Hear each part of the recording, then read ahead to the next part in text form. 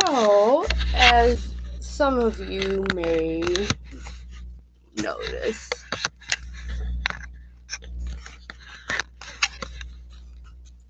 I am a little drunk. So basically, I just wanted to chill and listen to some music. And if anyone ever wants to watch and join, feel free. Feel free, man. I do not care. But I'm gonna share with you some songs that I love. I fucking love. Just because. Oh shit. Sorry.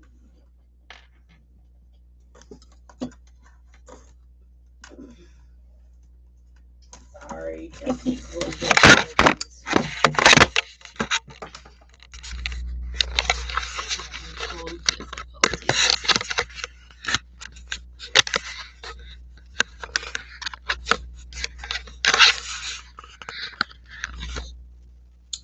Okay, so now that we've got that out of the way, let's see. What are we doing here? I got my trusty tripod.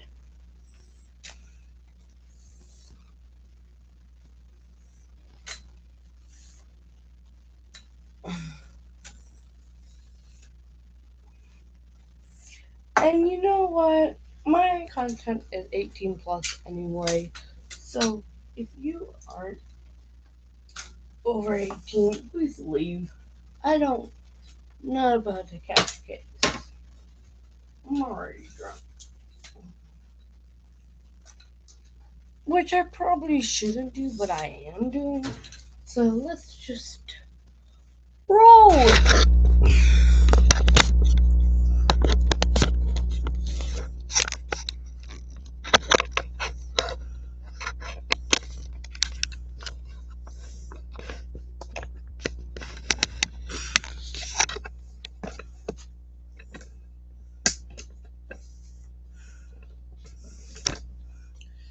Okay, so there is me. I am me. So basically, I am trying to set this whole thing up. God, I am sweaty. So basically, I am trying to set up this whole webcam thing, and it's not going that well. Mainly because I am drunk. But we're gonna do it anyway, so enjoy the ride. And if you don't like it, you can get off at any time. And not in a sexual way, you know. So I'm gonna just listen to music and see if anyone joins. I really love this music. I have recently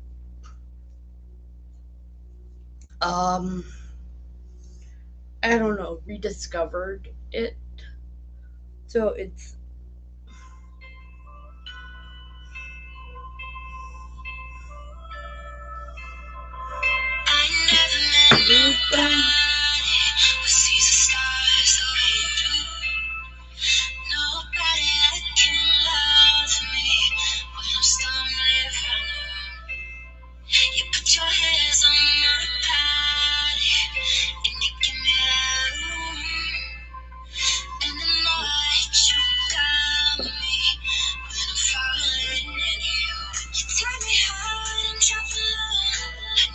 Show me places I never known.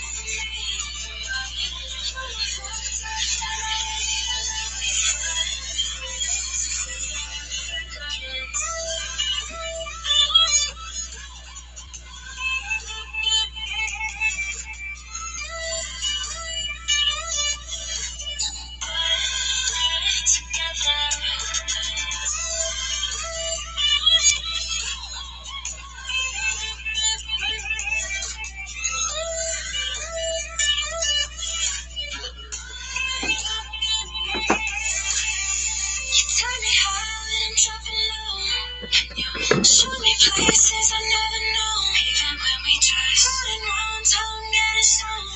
Boy, you put me back together again. Coca-Cola, Hennessy. Everybody says you're not good for me, but you're my fucked up remedy. Boy, you put me back together again.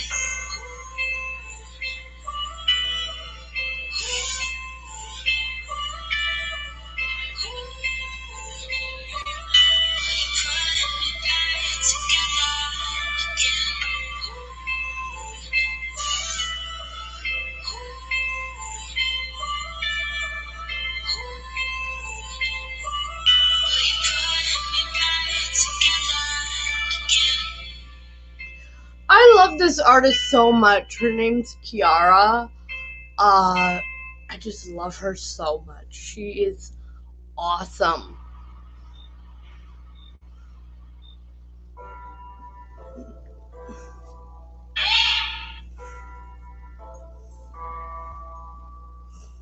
You like me mad, you think it's funny. I can't remember why we're fighting. These dishes are broken. Why I feel these emotions to you. Do you? I think in the past a million sorries, but we made up after the party. Like we do every time, do it night after night with you. With you. Tell me, can we stay like this? Can we keep this up, you think? Maybe it's no way to live, but we're both okay with it. I guess I was a little bipolar. I think that's what's bringing us closer. And when I hate you, I really fucking hate you. So kiss me and remind me why I even started dating you. Guess I was a little bipolar. Right, those babies went out over. I love you, I really fucking love you. So kiss me and remind me why I still can't get enough of you. For someone else, this is a nightmare. For someone else, too much to bear. Well, for us, this is heaven. Wouldn't trade it for nothing. Would you? Would you? Tell me, can we stay like this? Can we keep this up, you think? Maybe there's no way to live, but we're both okay with it. I guess I was a little bipolar. I think that's what's making us closer. When I hate you, I really fucking hate you. So kiss me and remind me why I even started dating you. Guess I was a little bipolar. When those babies went not over. When I love you, I really fucking love you. So kiss me and remind me why I still can't get enough of you. I hate you and I love you. Can't get enough of you. When I remind it's you I run to. It's you I run to. I guess I was a little bipolar. I think that's what's making us closer. I hate you, I really fucking hate you. So kiss me and remind me why I even started dating you. So lose a little bipolar. Right, those baby things were not over. Love you, I really fucking love you. You're my weakness, I can't get enough of you.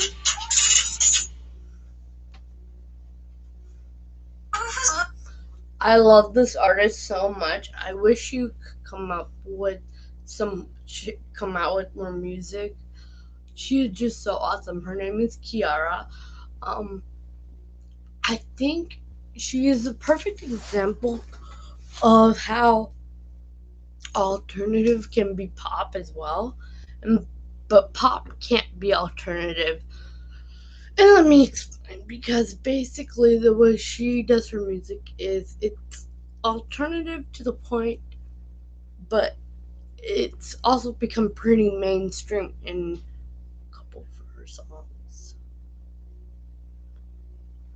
So it really depends on what song it is.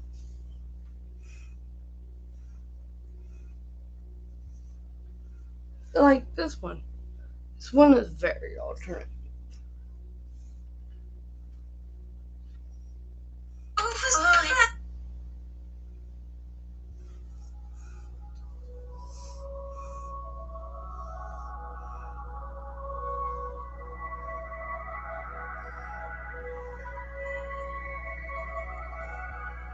And I got way too many feels, way too much emotion. I don't even know what's real. I just say fuck it, keep on going. And I get deeper. Yeah, I feel I'm running. I can see you, yeah, I see you. I don't know, I think I'm running. Yeah, it's way too many feels, way too much emotion. I don't even know what's real. I just say fuck it, keep on going. I get deeper. Yeah, I think I'm rolling. I can see you, yeah, I see you. I don't know, I just keep going. I got way too many feelings, way too much emotion. All these dances on my body. I said fuck it, keep on going. You can bring that juice, I'm at you. Yeah, you mix it, part of potion. I don't know who you are, but I dive into your ocean. Yeah, you say you smoking grams, smoking into the Grammys. Say you got them eyes, but all I see is candy. You came through so low key, you won't stand out on me. Till I get along with your best friend, even better with your family. I got way too many feelings, way too much emotion. I don't even know what's there. Say fuck it, keep on rolling. I get deeper. Yeah, I think I'm rolling. If I see you, yeah, I see you. And I don't know, I just keep going. Yeah, way too many feelings, way too much emotion. I don't even know what's there. Say fuck it, keep on rolling. I got all I need. You know what I mean. Now it's good to be going. Oh, I got way too many feelings, not enough to fulfill. I'm many fucking men, so you know it's in the blood. Baby, faded when I'm sober when I'm faded. Oh, it's good enough for how you come across as motivated. You say it's 'cause they cheated, yeah, they jealous that I made it. Do you remember the first time I missed you in my basement? When we ready to know it, we were searching for some. Now they pay for their beds and there ain't no fucking discussion. At this stage, yeah, they jumping because it's like that. You see how these chicks and now your girl ain't even right back. You drink on my room and you know what to do. Someone drops a photo, so we've had, I guess, grow. You know I got like way too many fast, way too much emotion. Don't know how to make you feel, but I'm sorry, bitch, I'm going. You know I just dropped out in that coupe soon. Don't know where you've been at, true. Now I'm searching for who you. Yeah, I'm coming right back and I got way too many feels. Oh, way too many feels. That's how I feel most of the time.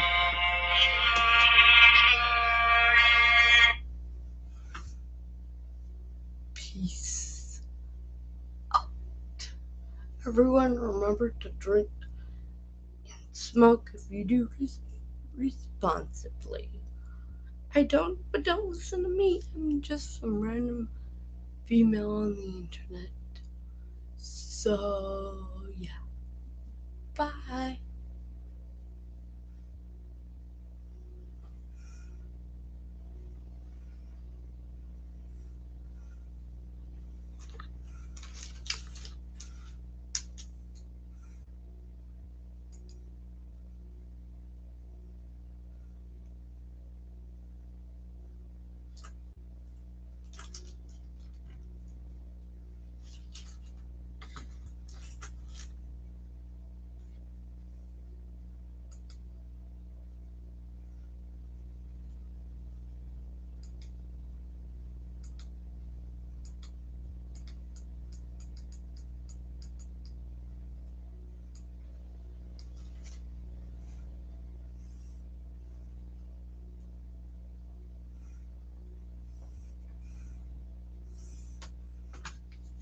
just alone when you're on the highway, especially in an area that you're not familiar with. Knowing the turn lane or the lane that you should be in ahead of time, y'all know. Y'all know the frustration when you don't. But on top of that, you'll also be able to see crosswalks and bike lanes and have a street level perspective as you approach complex interchanges. And a new dedicated driving map that helps you see current incidents and traffic conditions at a glance. We're gonna see. I'm gonna definitely give it a try. Cause like with every update, I find myself saying or thinking, this might be the thing to make me switch, and I always go back to Google Maps. But I don't know. This might be it. And for my transit users, you can now pin your favorite transit line. And when you use your Maps app for transits, it'll let you know when you're at your exit, and it'll also work on your Apple Watch. And then when you get off your transit, you can scan the buildings around you, and it will utilize AR to help you navigate where you need to go.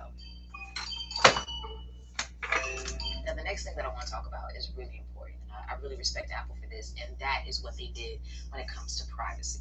Because especially with technology, it seems like it just becomes less and less and less of something that we have control over sometimes. So I have a lot of respect for Apple and seeing what they're doing in this area, because now you can get something like an app privacy report, which is going to let you see how apps are using permissions that you granted them, by taking it a step further and seeing the third-party domains that they contact and how recently they have made contact with those third-party apps.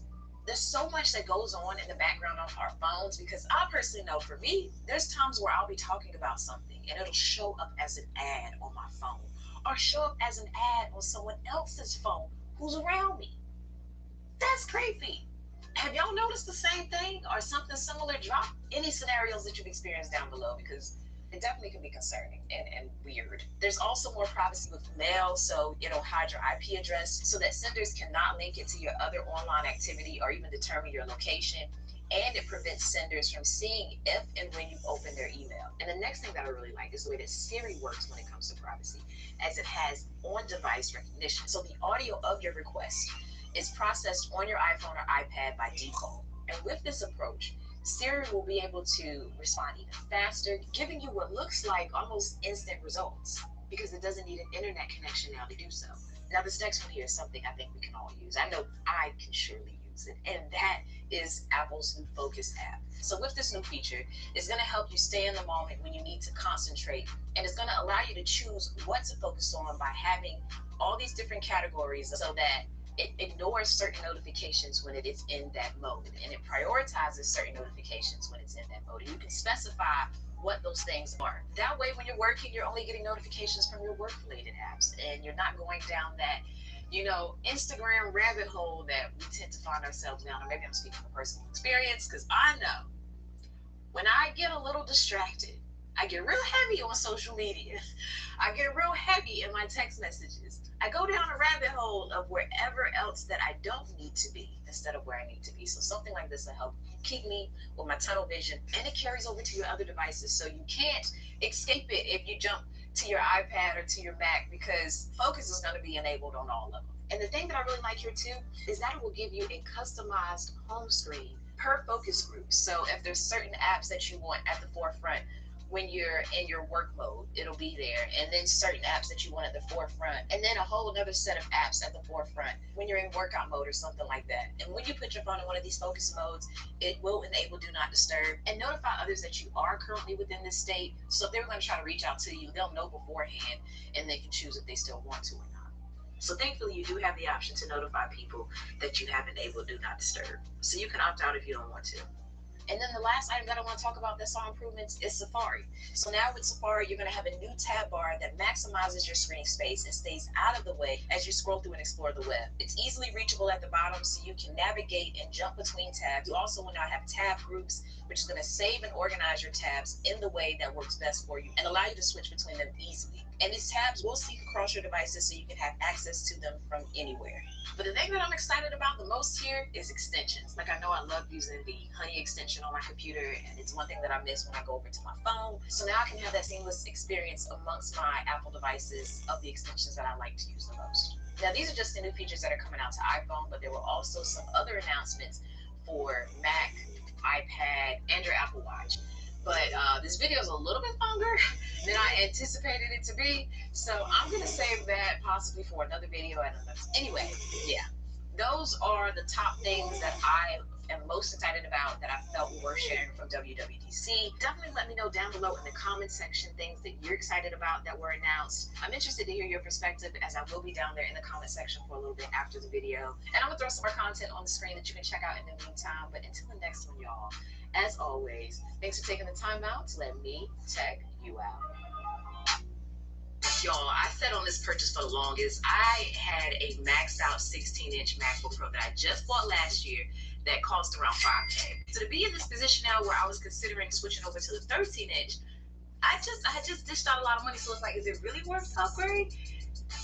We're gonna get into all the tea about what I like and don't like about this switch. I do hope by the end of this video you have more information to help you make a sound consumer decision. So enough with the intro of a rant, then let's get into it.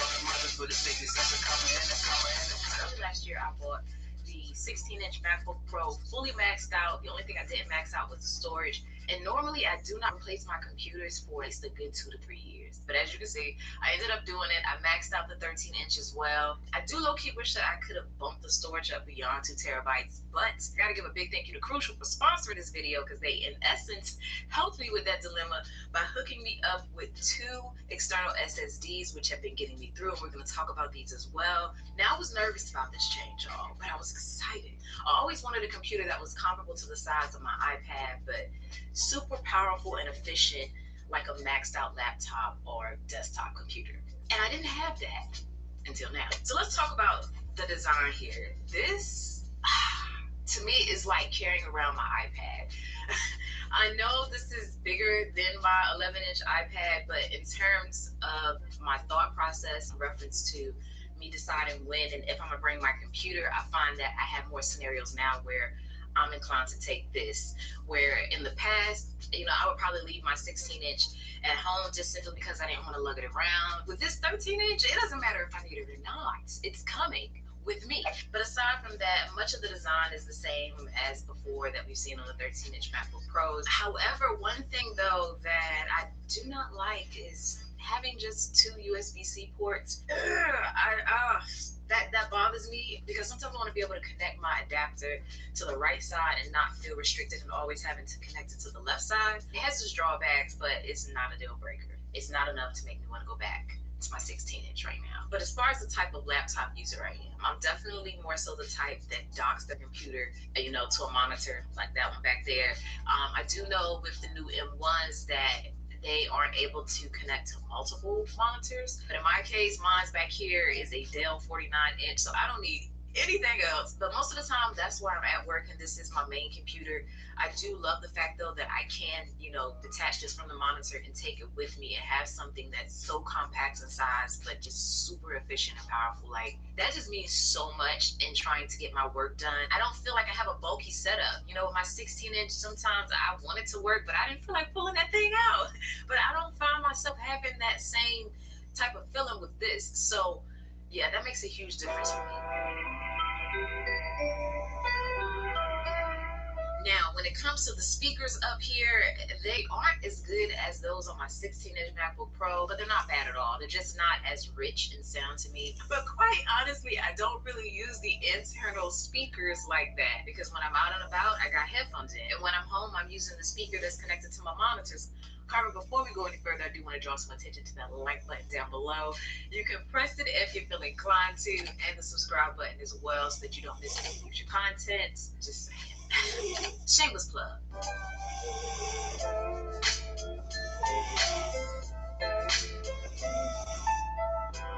to go a little bit deeper into what kind of prompted the switch for me, is that with my 16-inch, I was noticing that it was starting to struggle a little bit. Like, the fans would kick in like that. Only 2 apps to open: Pages and Safari. That's it. Was low-key annoying because it sounded like my computer was literally fighting for its life, even with basic tasks. And those scenarios, where I'm connecting my computer to my monitor, it was just constantly hum. And in addition to that constant sound, it was heating up. On top of that, I felt like it was struggling to keep up with the task that I needed to complete. It's not a terrible computer, don't get me wrong, but with having those issues and then, I guess hearing so many rave reviews about the performance of the M1 MacBooks, I kept finding myself just glancing over at them like, maybe I should check them out, see if I have a better experience. I was nervous about making the switch because, numbers wise, my 16-inch MacBook Pro just had a higher spec sheet in essence. But with the new M1 MacBooks, I just felt that that might make up the difference in the numbers. And it has. Because honestly, now this 13-inch is outperforming, if not keeping up with, my 16-inch. So for example, I added in Final Cut Pro. I exported a 4K 4 GB file from my 13-inch, and it took about 15 to 20 minutes to complete. I took that same project to my 16-inch, and it took about the same time. So the fact that I'm getting a smaller computer with the same, if not better, performance at a lower price point with a better battery, yeah, I was happy. But there are some limitations. Still do have my 16-inch, but I am going to be selling it. But right now we're just having some separation anxiety. But honestly, just keeping it real with you, I haven't really had to go back to my 16-inch because I have found that most of the things in which I need and which I use do work on the 13-inch. The things though that I've discovered so far that don't work up there are a couple of my plugins. Like I know I got plugins from Pixel Film Studios. None of them work. That sucks, but it's not yet to a point where I'm like, dag, I'm gonna swap the 13 out for the 16 for those reasons. No, the pros outweigh the cons here for me as to why, I'm still using the 13-inch. So there are some compatibility issues, but to help with that transition, in case you do run into some compatibility issues, I run Rosetta. Now, where my 16-inch MacBook Pro would hum all the time, the moment I would hit export, it would just make the most noise. And it might sound like a minor problem, but especially when you're trying to work and multitask, which I'm constantly doing. Because I know one time when a video was exporting, I tried to record a voiceover for another video, but the humming of the computer just made it impossible. And I was so frustrated because it's just like I'm sitting here like, I spec everything out on you. So why do you sound like this? Why are you acting like this? It really left me perplexed. So needless to say though, with the new 13-inch M1, it barely hums at all. Like I can count on one hand how many times I've heard this computer hum. And I really don't even remember what I was doing at the time. I think, oh yeah, I was exporting a 30-minute 4K video. So yeah, I wasn't surprised that it might have made a little noise doing that. But I will say though, something that I'm experiencing on a 13-inch that I never experienced on my 16-inch is that I have actually received alerts that says I'm running out of system memory. I know, y'all. I know I told one of my friends that it was like, how, Sway? How are you running out? But I'm definitely the type that has like 7 apps open, and probably 1 or 2 of those apps is an intensive program, being Final Cut and or Photoshop. So it was scenarios anyway where I probably just needed to close down an app.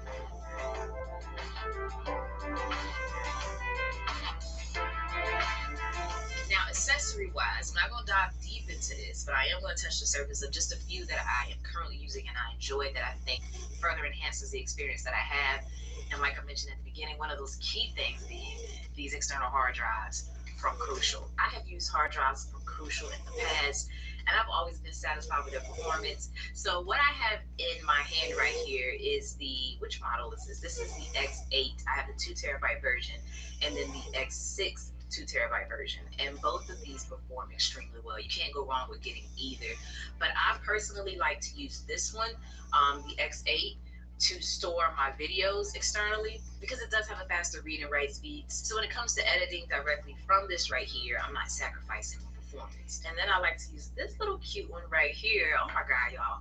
This thing is super tiny. I have not personally seen an SSD this size with the amount of power in which this has. Either one of these you can just toss into your pocket. Super slim, super portable, and travel friendly. But in reference to this X6 right here, I like to use this to store my pictures. So especially for my fellow creative professionals out there, if you're looking for an external SSD, I highly recommend either one of these two. No lie, y'all, I transferred 108.45 gigabytes from this to my computer in less than 3 minutes. That right there is a necessity, because when it comes to your workflow, especially when you have to go from one, computer or device to another, time is of the essence. And they also come with USB-C to USB-C cables that has the USB-A attachment, so you're good to go regardless of really what you're trying to connect to. And these SSDs are also drop proof, so you kind of got that rugged protection without the rugged look. But if you can't tell, y'all, I'm definitely a fan of these SSDs, and if you want to find out some more information about them, I'm gonna link them down below. Yeah, another big thank you to Crucial for supporting the channel and also supporting my workflow. To these external SSDs, I also like to use this adapter here by Hitachi. It has all the ports in which I need in a compact form factor, and it does take up the only 2 USB-C ports that I have on my computer. But thankfully, it expands things in a way which makes it okay. So it has a solid connection. You don't have to worry about any cords hanging or anything like that. And oh, did I really just drop that?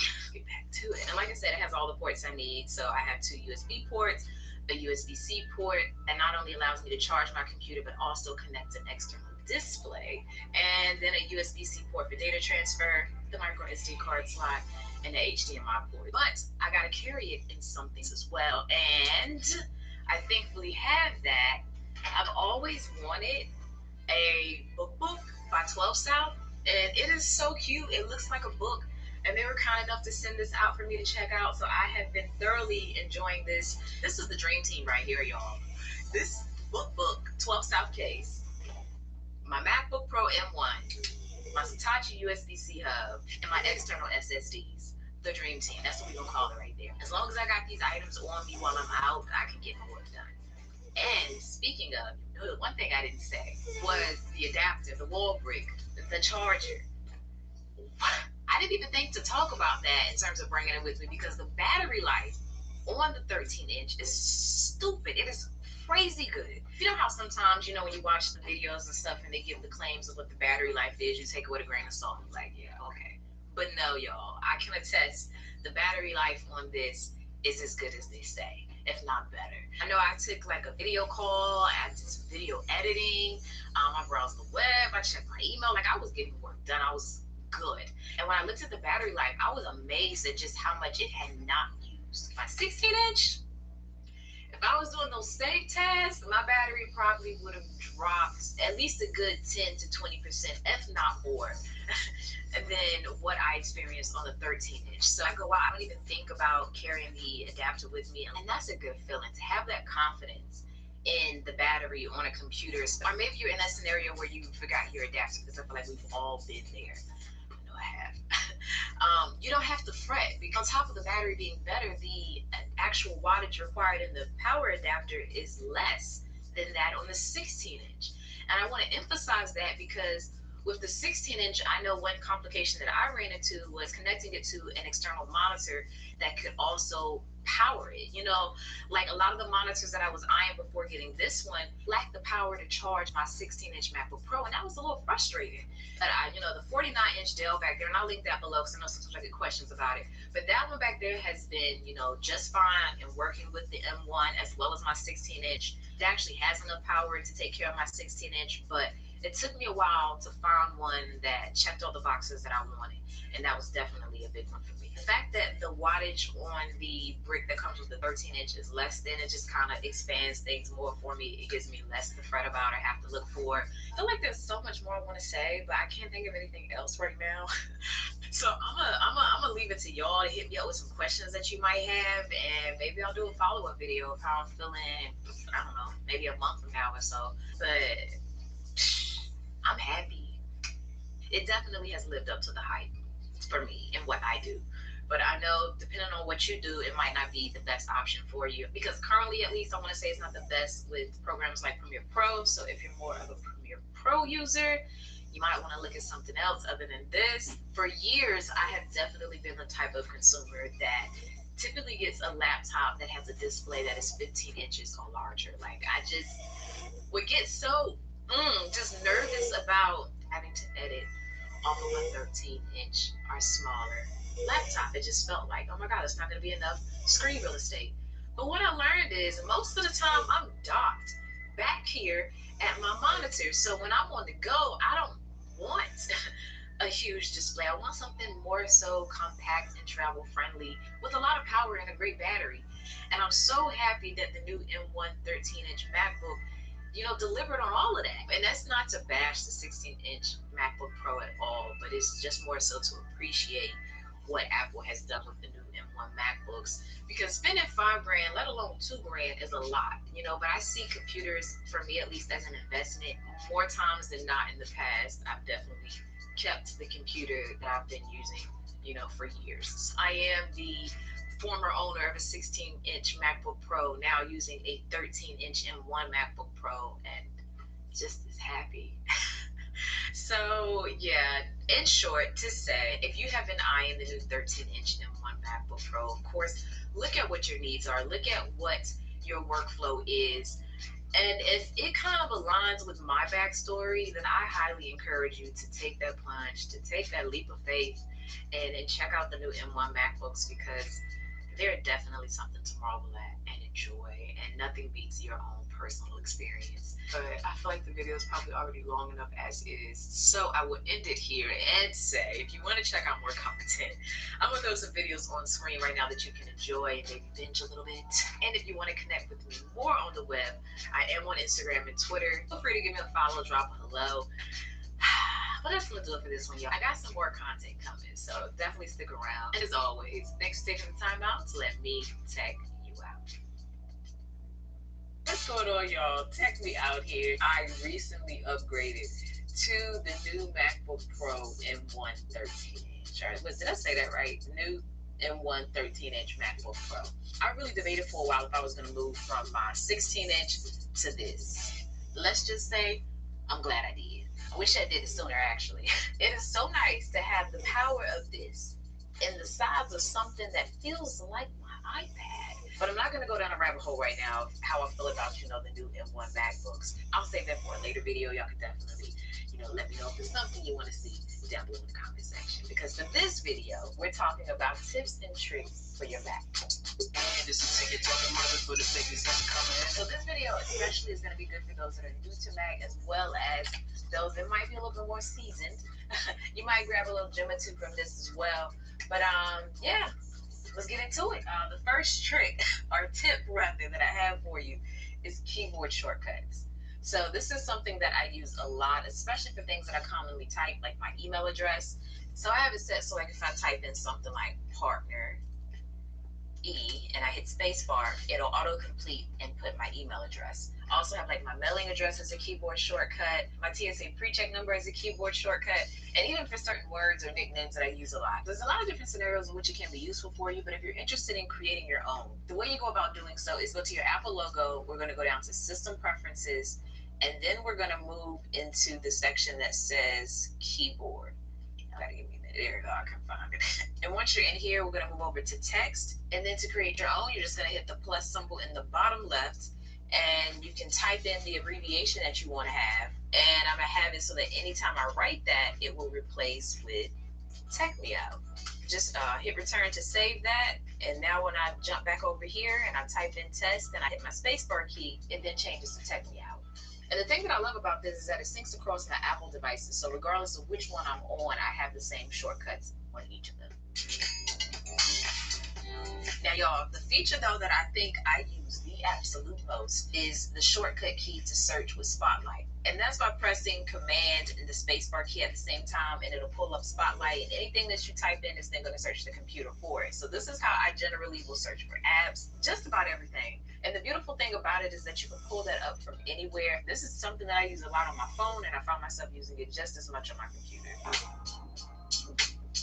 But before we move on to this next step, I just want to say, if you've been enjoying the video so far, you can feel free to hit that like button down below if you feel inclined to. Now, this next one has definitely spoiled me because it's a way to quickly clean up your desktop, and yeah, I think it's spoiled me to the point that I've actually forgotten what my desktop looks like without this feature enabled. So the way that you can quickly clean up your desktop is to take 2 fingers on your trackpad, click once, and then select Use Stacks.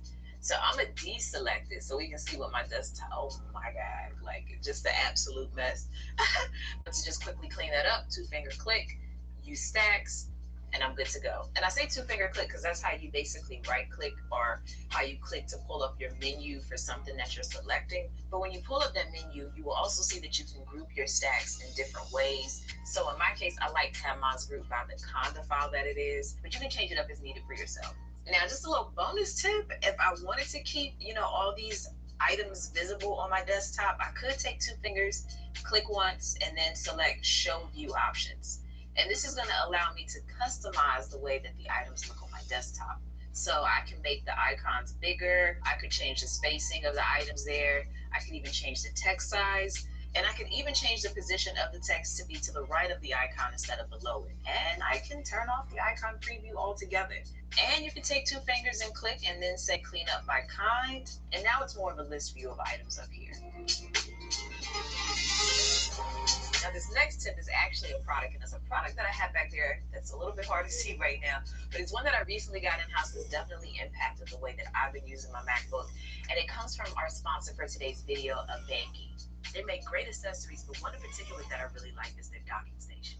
And that's because when I'm home, I like to dock my MacBook and kind of convert it into a desktop setup. And it's with the help of this docking station right here that helps that setup work that much better. So big thank you to them for not only, getting me set up with one of these, but also supporting the channel. And like I said earlier, it's just basically a really great way to simplify your connections to your computer. And it does that by letting you connect multiple peripherals to one device instead of a cluster of cables connected to your MacBook.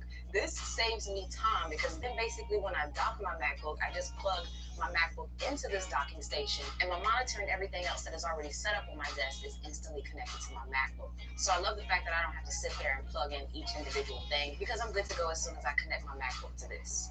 And the thing that I really love with something like this is not only am I able to connect to multiple devices, but I'm also able to use this to power my MacBook. And for all of our MacBook Pro owners out there that have a 16-inch MacBook, this even has enough power to charge that, as it does offer up to 96 watts for laptop charging. But in terms of your ports up here, because this is vital, you definitely want to make sure you got what you need here. And basically what we have is one HDMI port, one Ethernet port, two USB-A ports on one side, two USB-C ports, and then two more USB-A ports, an SD card slot, and a headphone jack. And when it comes to connecting this to monitors, it can support up to two 4K 60Hz monitors, so you can have that dual display setup. But if you have an M1 MacBook, it will only support up to one external display.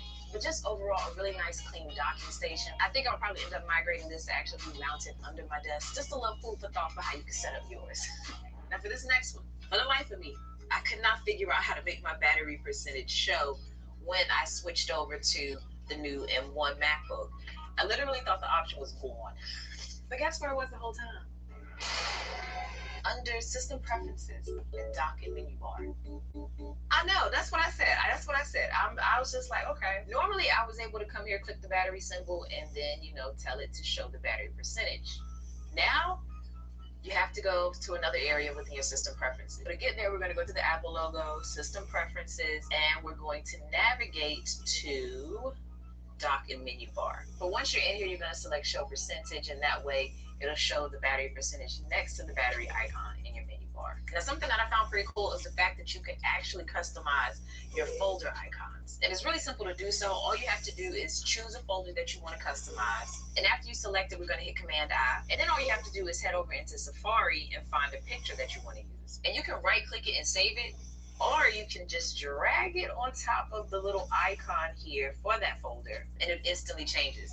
So now you can see that my Amazon folder icon looks like that. But if you want to take it back to the default folder icon, all you have to do is hit Command-I and then click on the image that you customized and hit delete. And then it's back to normal. Now for me, when I first discovered this, I did change like a lot of my folder icons, but I ended up going back to the default icons. I don't know, for me, I think I just discovered that unless it was the same size and look of the default folder, but it's a different color, I would oftentimes overlook the folder altogether. Now, another thing that I noticed, especially in moving over to Big Sur, because I was running Catalina for quite some time up until now. One thing I noticed is that I do get a lot of notifications. So if you're the type that kind of wants to customize that and get rid of some of them, you can do that by simply going to your Apple logo, System Preferences, and then navigating to Notifications.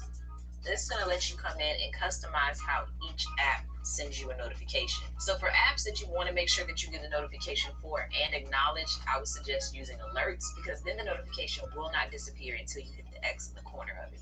But for other items, I would suggest, putting it on none or banners. That way it comes and goes and you don't have to always acknowledge it. And you can even disable the badge icon for certain ones if you want. So that way, when you look down here, you won't see things like I do here on reminders that says 3, which I'm actually going to go ahead and change now because I don't ever want to see badges on reminders. But if you happen to miss a notification, you can still access it by accessing your widget. And the way that you would get to that is to either click on the clock up here in the top right, or you can take your fingers and slide in from the right, and it'll pull it up that way as well.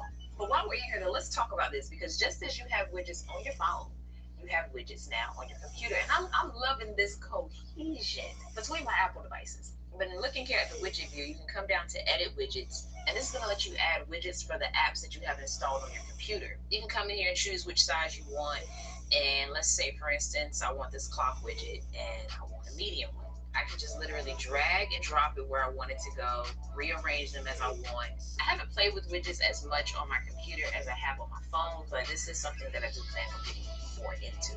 Now, if you do want more widgets, you can always go to the App Store and then just search for widgets, and it'll pull up apps that have widgets.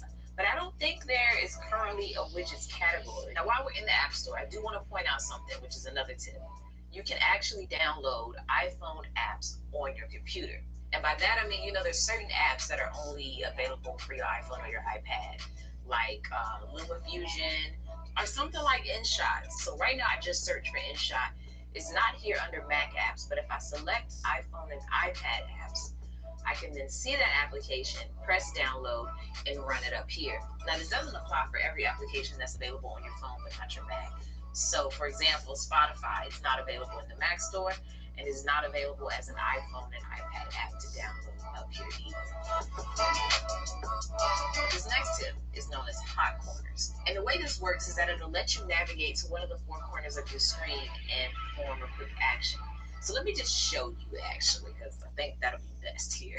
So if I jump into System Preferences and I search for hot corners, I have the option to, go up to the top left and start my screensaver like that.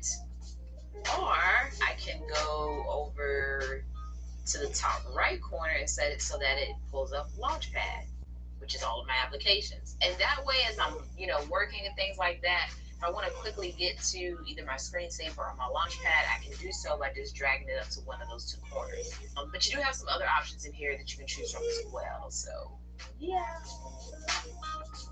Okay, now the next thing you're definitely going to want to make sure that you know how to do is customize your dock. So this is where you access your most commonly used applications. And you can easily remove items from here by just simply, long pressing on it and dragging it away. Or you can take two fingers and click on it, hover over options, and then choose remove from dock. This is also where you would tell an item that isn't currently set to stay in your dock to stay in your dock. You can also come over here to the divider and resize your dock. And if you right click on it, it pulls up your options to do things like turn your magnification on so that when you hover over certain applications, they get larger. You can also come in here to hide your dock, so that way it only appears when you hover over it. And I had it like that for a little while, but I didn't like the little delay. Maybe I'll try it again. I don't know. The delay is only like a second. That's just me being impatient. This is also where you can come and adjust the position of the dock on screen. Another feature that I find really useful is the option to enable the path bar and the status bar in Finder. And that's handy, especially as you're getting deeper into the subfolders, whereas the status bar is nice to show you how many items you have selected and the amount of storage space that you have. And for this last tip is the option to turn off document sharing in iCloud. And the reason I wanted to bring this up is because this is useful if you're low on storage space, but at the same time, it's not useful if you want to be able to access all of your files at all times without depending on Wi-Fi. But in order to access this, you have to go to your Apple logo, System Preferences. We're going to click on Apple ID. And once you're in here, we're going to select Options next to iCloud Drive. And then you would just deselect desktop and document folders. But I will say for me, I like to keep this option selected because I enjoy being able to access my files across all of my devices. And I have more scenarios where I need that than scenarios where I probably won't have a Wi-Fi connection and not be able to access something that might be in the cloud. You get me? Hopefully. But yeah, that's going to do it for this one, y'all. I do hope you enjoyed it. But if you're in the mood to binge some more content, I'm going to throw some videos on screen right now that you can check out. But until the next one, as always, thanks for taking the time out to let me tech you out. Hello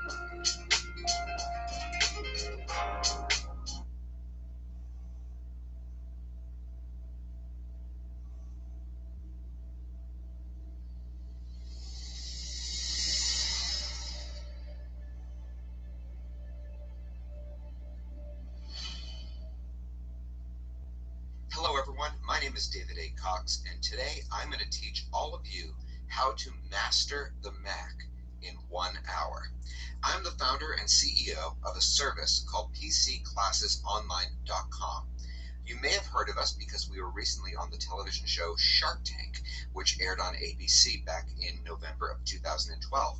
Now, since that show aired, we've had a lot of changes, including we picked up a lot of contracts which allowed us to do something that no one would ever think that we would do, which is we have now recently made our entire service free to the general public.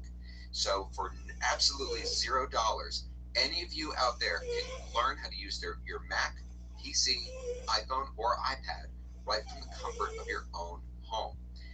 We teach live classes every weekend, Saturday and Sunday at 1 p.m. Eastern Standard Time. Now, if that time doesn't work for you, it's not a problem because we record our classes and upload them to our video library. So I encourage you to check out our website. For free, you can sign up at PCClassesOnline.com. So that being said, let's get started, and in the next hour, I'm going to teach you how to master your Mac. So a lot of you probably who are taking this class right now may have been on a PC and maybe are thinking about switching to a Mac. So that's how I'm going to approach a lot of this class, is going after how you are used to using something and teaching you the new way for how to do it. Now, let's start off with Finder.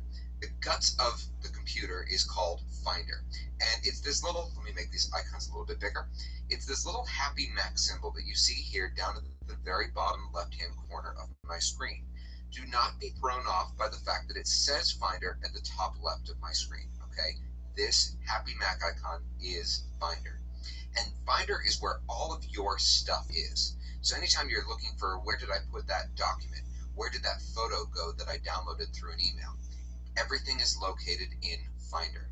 So through here, you can see, for example, applications. Okay, so this would be every program that's in my computer. You'll see a lot that I have here that probably a lot of you do not. Okay, but you'll see a few that are familiar too. Everything that's on your desktop, in my case, I keep my desktop clean, so there's nothing listed there. Documents. Okay, so if you write up a lot of documents, this is the easy place to store them. Another big one is downloads. Anytime you download anything from the web or from your email, this is the default location for where you will find it. Now, I'm also going to be throwing in a lot of quick tips today during this class. So one of the things I wanted to show you was, if you're on your computer right now and you say, David, I don't have a shortcut here for downloads. How do I get this? Well, here's how you do it. You're going to actually click up here at the top left of your screen where it says Finder and go under Preferences. One of the things with the Mac is that every program has its own preferences, and this is the same location for where it is for everything. Now you'll see here that at the top I have these 4 icons here, and I'm going to make a recommendation to all of you that you emulate a lot of these settings just to make it a little easier for you. So you can see here I've chosen not to show the hard drive on the desktop. Some of you, if I check it, will see that you may have something called Macintosh HD. You don't really need that on your desktop because what actually is Macintosh hard drive? It's Finder. So I choose to uncheck that. You can choose to check or not check external disks, CDs, DVDs, and iPods, or connected servers if you want. For most people, you don't need them. A new Finder window, okay, I always like to have show desktop. If you are brand new to the Mac, today's date, by the way, just so that we're clear on when this is being recorded, is July 21st, 2013. The operating system that I am on right now is called Mountain Lion. So one of the changes that happen is that when you first install Mountain Lion, it goes to this feature called All My Files. And when you open a Finder window, it shows you all of your documents, photos, and movies. Now, for a lot of people out there, You may have something on your computer that maybe you don't want to pop open every time you open a Finder window. And that is the reason why I recommend changing it so that when you open a new Finder window, it either opens this icon right here, which looks like a house, that is called the home folder, or your desktop, or for some people, documents. Personally, I just don't like it showing all of my files all at once. Okay? Now, the other one here is the one that I was just referring to, which is the sidebar. The sidebar is this area right here. So a lot of you, if you have just recently purchased a Mac, may find that all my files in AirDrop are checked. A lot of people do not use these features, so I recommend turning them off. You can see here I do have checked applications, desktop, documents, and downloads. For some of you, the home folder may be useful. In case you're wondering, what is that home folder?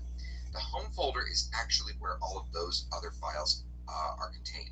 So the home folder contains your documents, your photos, all that jazz, your music. I don't ever really put checkboxes here for movies, music, and pictures, only because for me, all of my movies are typically stored in downloads, all of my music is in the program, iTunes, and my pictures are all in the program known as iPhoto. Now, if you decide to check out our service, which again is pcclassesonline.com, you'll see that we offer classes on all of these different topics. I couldn't teach you now because we'd be here forever. There's a few other options here. Actually, for most people, I don't recommend these, okay? This is my dummy computer, so I forgot to turn those off. These here you can choose to have on or off. It's totally up to you. I would, for the most part, recommend external discs, hard drive, okay, and maybe CDs, DVDs, and iPods, okay?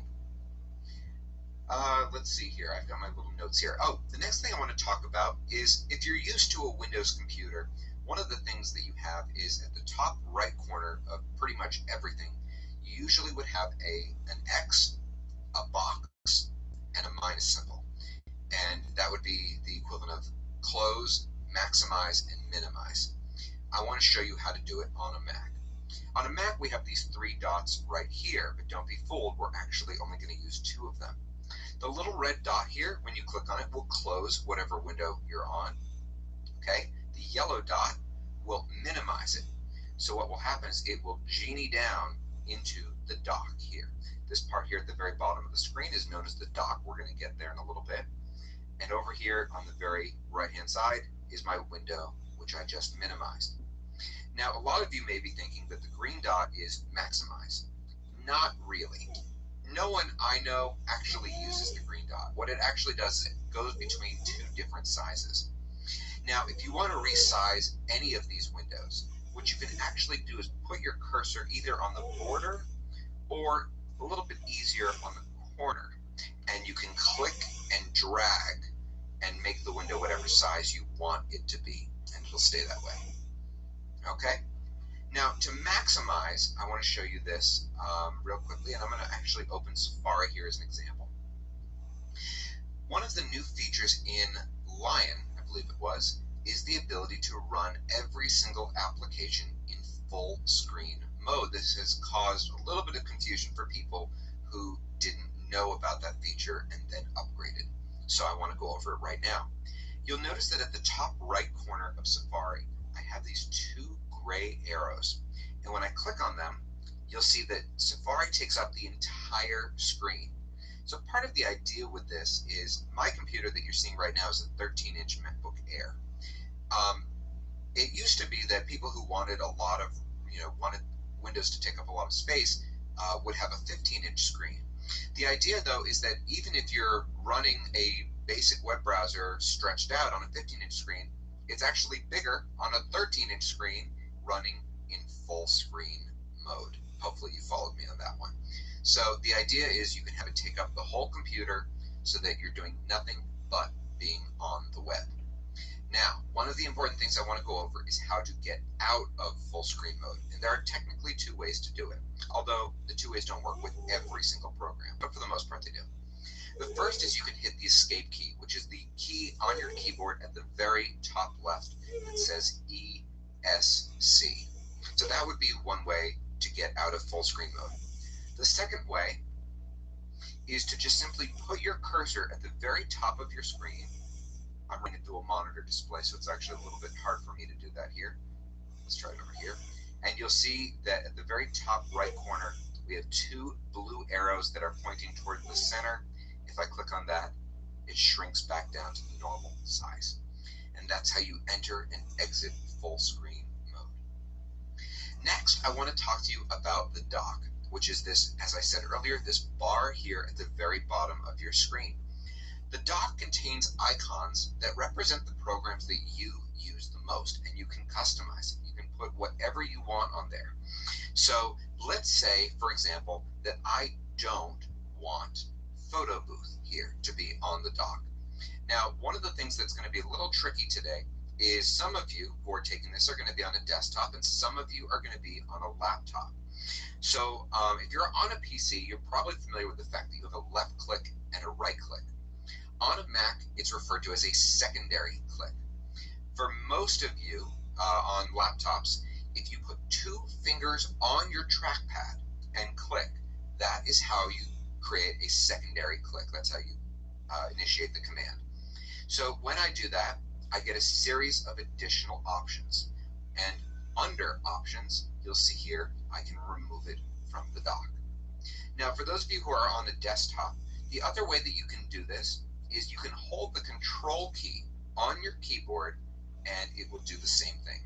Holding control and clicking is the same thing as secondary clicking by clicking with two fingers on a trackpad. Okay? Now, if you want to add an application, one of the basic concepts with Apple is that everything is drag and drop. So if I have something in one location and I want it to be in a different location, I should be able to very simply drag it and drop it there. Very, very simple. So remember, all of your stuff lives in Finder. So if I remove Photo Booth and down the road I change my mind and I think, you know what, I really want that back. Here's how you do it. You go back into Finder. It's an application, so we would click on Applications, scroll down to where it lives. It's in alphabetical order. And now I can just simply click, drag, and drop it. And you see here, and right now I'm holding my cursor down so that you can see this. You'll notice that as I approach the dock, these icons part, so they're making room for it. And when I let go, it stays there. And what's great is that when I shut my computer off, or if I reboot it, it's going to be there when I come back to it. So that's how you add or remove applications from your dock. Next, we're going to talk about the Apple menu. The Apple menu is right here at the very top left. It always is there. It doesn't move. And this would be part of what you would normally find on a PC under the Start menu. So, for example, we can find out information about this computer. If you ever have to call Apple and need access to your serial number, this is where you go to get it. You click on About This Mac. It'll give you the version of the operating system that you're running. Now, let me go over what the different versions are, just so that you're aware. So on mine, you can see it says version 10.8.4. Version 10.8 is known as Mountain Lion. Version 10.7 is Lion. 10.6 is Snow Leopard. 10.5 is Leopard. And if you have anything before that, it's time for a new computer. Also, you can see here, you can see the processor information, how much memory. And to get that serial number, all you have to do is put your cursor here where it says version and double click, and you'll see the serial number. Next, under the Apple menu, we have software update. So periodically, you may get a notification on your computer that there are updates that are available to be installed. So to do this, you can manually do it by clicking on the Apple icon and hitting software update, or that utility should automatically run once a week. I get asked the question all the time, should I? Because you do have an option to say not now. You should, for the most part. I actually can't really think of an example where you wouldn't do it. So it's just a good idea, because when there are bugs out there, which it's part of life, there's bugs with programs, security bugs, it's important to get those updates so that your computer is as up to date as it can be. The App Store is very similar to the App Store on an iPad. Now, to get software on your Mac, you don't actually need to have a disk anymore. Pretty much everything out there you can now download online. The big advantage of getting it through the App Store is that you know it's approved by Apple. And by that, I mean you know you're not going to get in trouble for it, it's not going to have a virus, and we're going to talk later on about why Macs don't get viruses. That's to come later. System preferences we're going to go over in a little bit because that's a whole section. System preferences is the equivalent on a PC as control panel. So all the settings that affect the whole computer, that's where they live. Below that, we have our dock preferences. So for example, you can see here, I can choose to have the dock. I can have the dock on the bottom, the left, or the right. I can also choose to have it hide so that it only appears when I put my cursor over it. Recent items will just show you whatever programs you've opened recently as well as files. Force quit is an important one. Now, I've used PCs, of course, I think pretty much everyone out there has, especially back in the 90s when Apple was in its slump.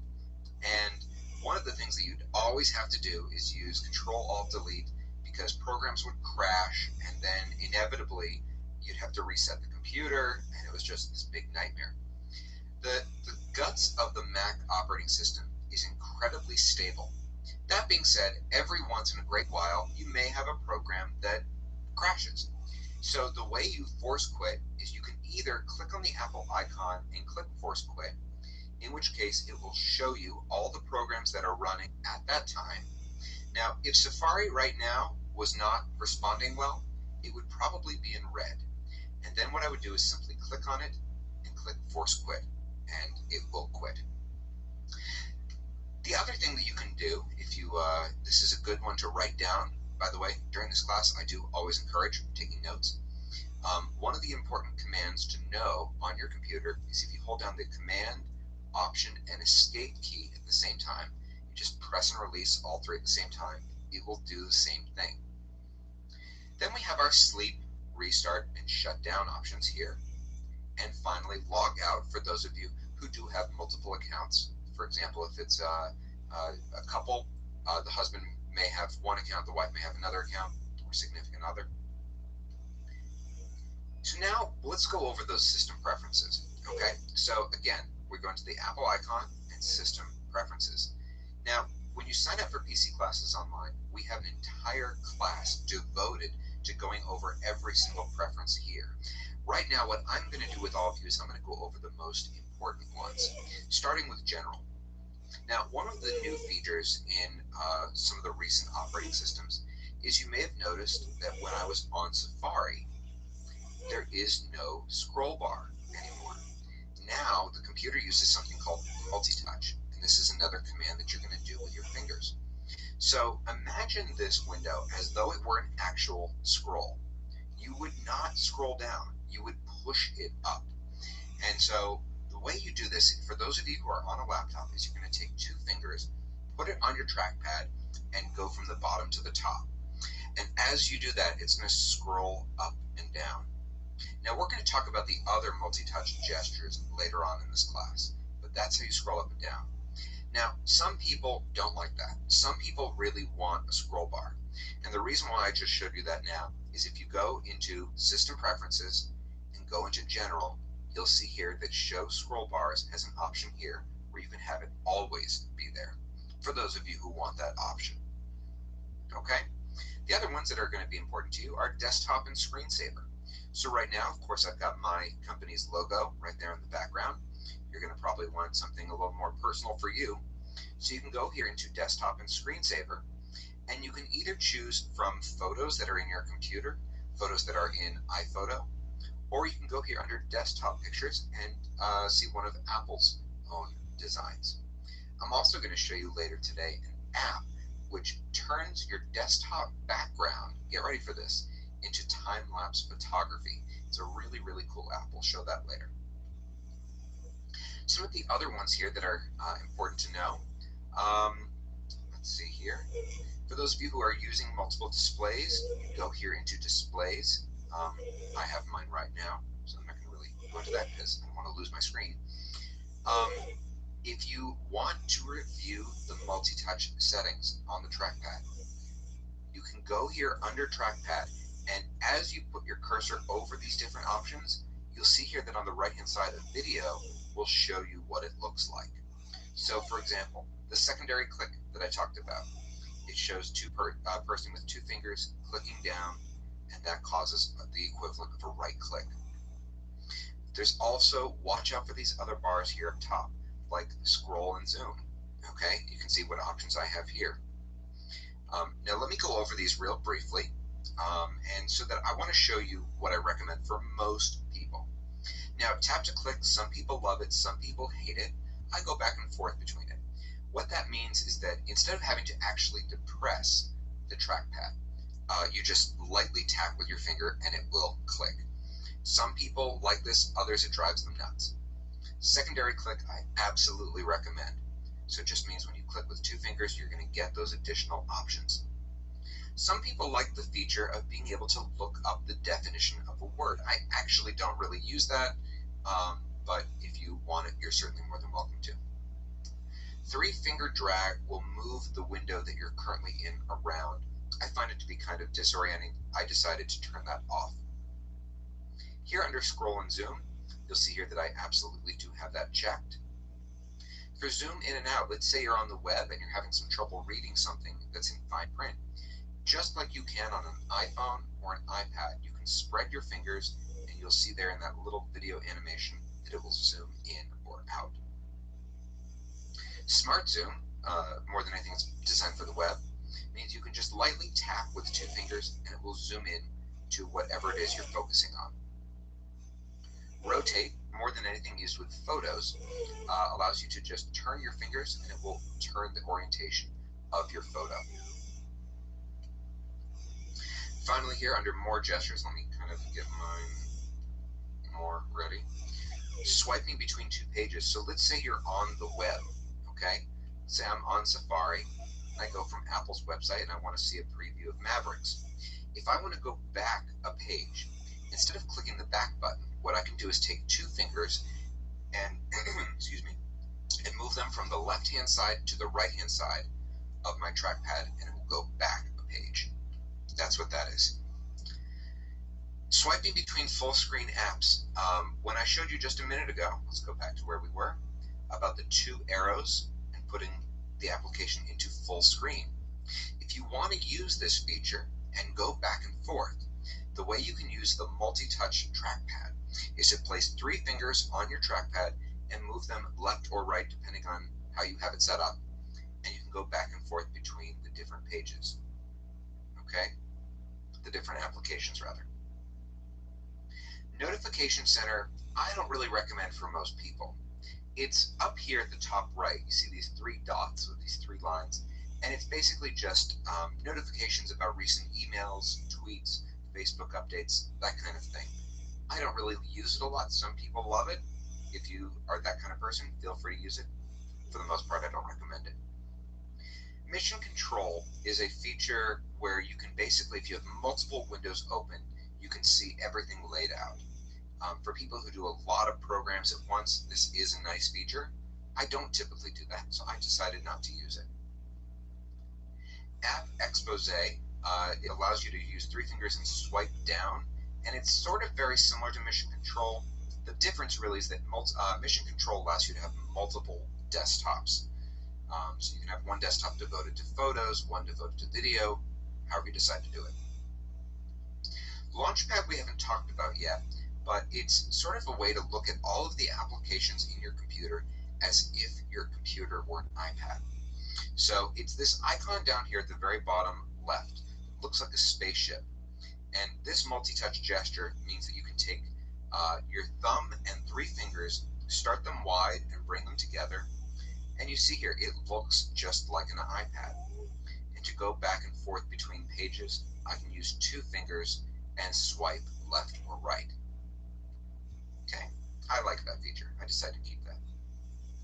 Sometimes when you're working on something, you just want to get to the desktop. I actually don't really use this one that much, but if you decide you want it, it's very similar to Launchpad. It's just the opposite. Instead of starting wide and coming together, You start with your fingers together and then spread them out. That's the trackpad features. One of the things I love about the Mac is it's so easy to add something like a printer. So the way you do it is you go to print and scan. If it's a wired printer, you just simply plug it in. And one of the features you'll find, this comes up a lot in Apple, both on the Mac, the iPhone, and also the iPad, is that when you want to add a new something, it's almost always represented, it is always represented by a plus sign. So in this case, I want to add a printer. So all I do is click the plus sign. It senses, in this case, my printer is wireless. I click on it. It automatically finds the driver. For those of you who don't know, I already have this one installed, so I don't need to do it. For those of you who don't know what a driver is, a driver is sort of like the mailman between your printer and your computer. It allows the two to communicate. And voila, you have a printer. iCloud is something that's very difficult for me to teach because it's so different for everyone. Basically what iCloud does is it allows your computer, your iPhone, and your iPad to sync certain bits of information. For example, your address book, your calendars. To some extent, it allows your photos, although not as much as everyone seems to think that it does. And we go over that in our iPhoto class, should you decide to check it out. Mail, contacts, and calendars is a really easy way for you to add your email address to your computer. So, of course, you can add your Gmail account, your Yahoo account, God forbid, AOL, etc. Now, one of the things I always like to do is give these little tidbits of good information. If you don't, for whatever reason, have an email address right now, or if you're thinking about getting a new one, I really strongly recommend that you either check out Gmail or iCloud. As far as which one, it depends. It's different for everyone, but the most versatile is probably Gmail. It's owned by Google. It's a free service, and the reason why I recommend it is it uses a technology called IMAP. Now, there are two different types of email technology. One is called POP, and examples of POP would be a lot of the different cable providers. So, for example, Comcast, Verizon, AT&T, a lot of these guys use POP technology. And the problem with POP is that if I email you and you're using one of those technologies, you're not actually getting it. You're getting a copy of it, which is fine if you have one device. The problem is when you add a second. So if I have an iPhone and an iPad and I get 100 emails a day, when I go to delete an email on my iPhone, I would have to delete it again on my iPad.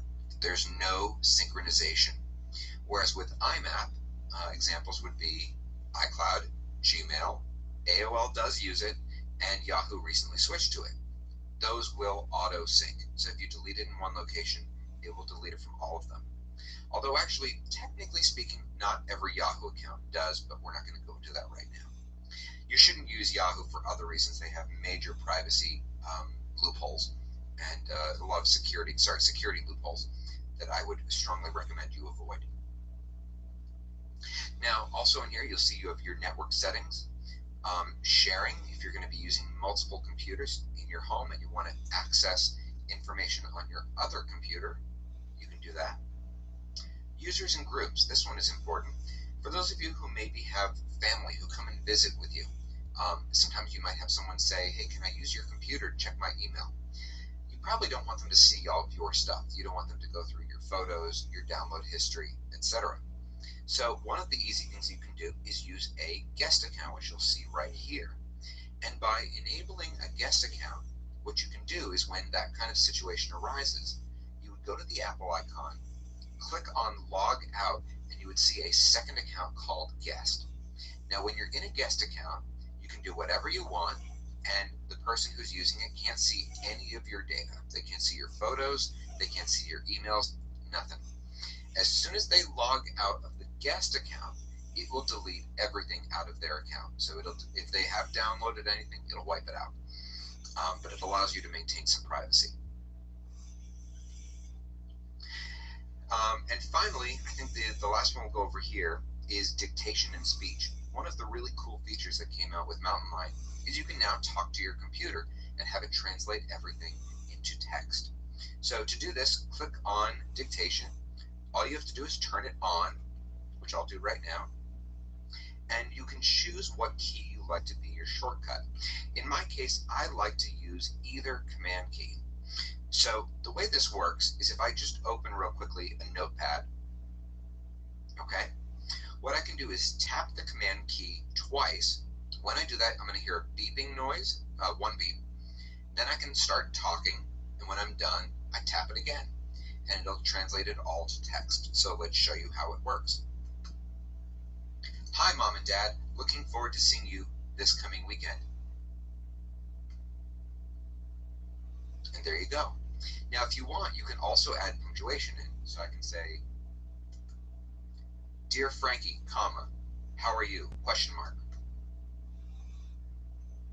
As a horrible example. So that is built-in dictation. And what's great is that that is in the guts of the operating system. So you can use that in email, you can use it in a document, you can use it in notes as I just did, anywhere. It's the whole system. Now, let's see. Next, we're going to talk about some of these items up here at the top right. Now, a lot of you won't have most of these, but some of them you will. As I already mentioned, this right here is your notification center, which is just where you're going to see the latest emails that you've gotten in, tweets, that kind of thing. The little spyglass here is Spotlight, and that allows you to search for anything in the computer. So if I'm trying to find a photo, I can type in the name of that photo, and it will show me where it is. Some of you may or may not see this next one, which is it will show you which account you're in.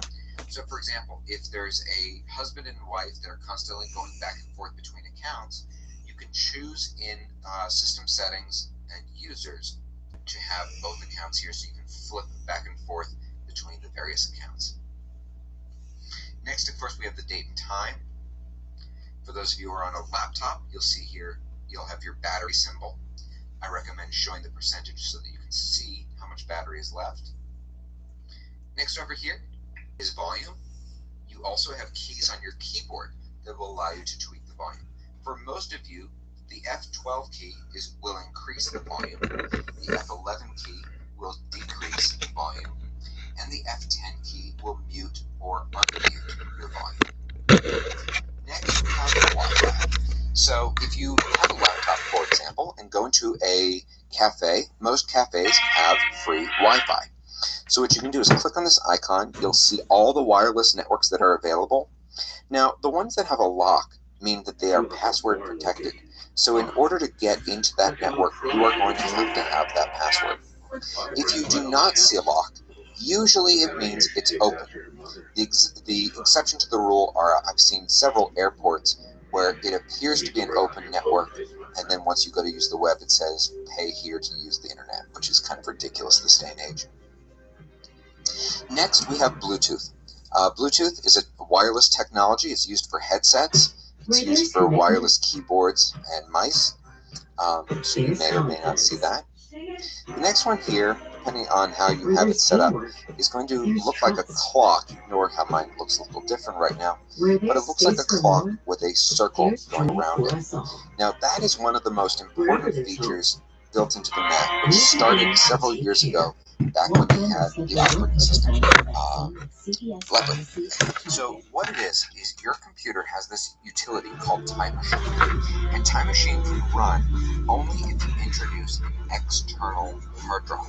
And the idea is that when you plug in a brand new external hard drive, Time Machine's going to figure that out, and it's going to say, would you like to use this device as your backup? So every computer out there has something called a hard drive.